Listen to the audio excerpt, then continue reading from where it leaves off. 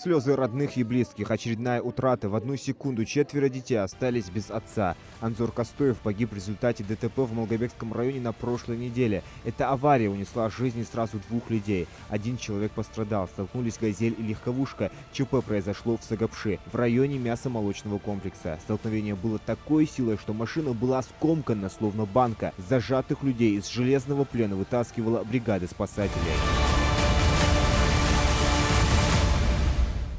أشوف كتير شو دامسك تبي الله شو دامسك شو دياني طاير شو دياني ما شو دات ديها دوخ كم ديتس والله بالله دوخ بوش بالله توي توم بيز بات وينم بات بلقاس نحبابي بيز بالي تاليوم ماشين.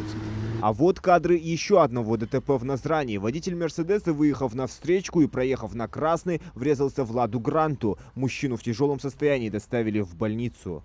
У нас есть ДТП, которые происходили то не только на этой неделе. Это на федеральной автодороге Кавказ, когда произошло столкновение нескольких автомобилей, в результате чего пострадали очень много людей.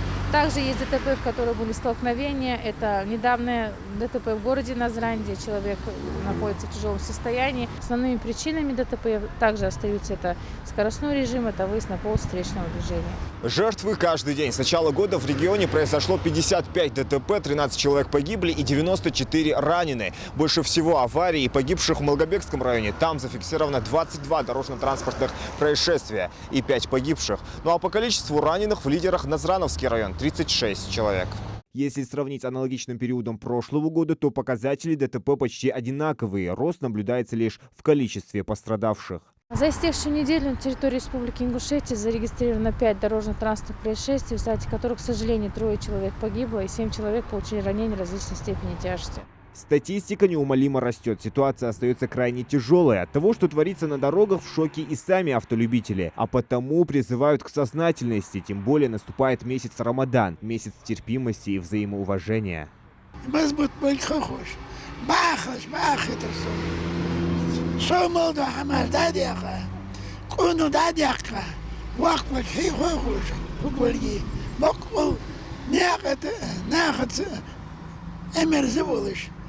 بعاوش خش بعاخدرس بقول سكورست واتياي جايز صورتك حاجات عليه حد سونا كمان يا بيزم باترسه سبيزم بوخخت مشان شاك كتير شاك دخلت الوقت مياتو سم شورتك ليه شيلور ورد صار برجدك باخ بيز ناخدك باخ بيز ظلم صداشين شين ناخا ورو بيز ناقش ديك دوي ناقش ديك دات ناقش تو ميل دو سقا خش بيناخ دال رحم بول يا شي واشتا مدول كاينا ماشين شورتا خاق لولوش خل يمين داتوخ بلون كاش عياخ قفا دوي ماخ дал قابل долту.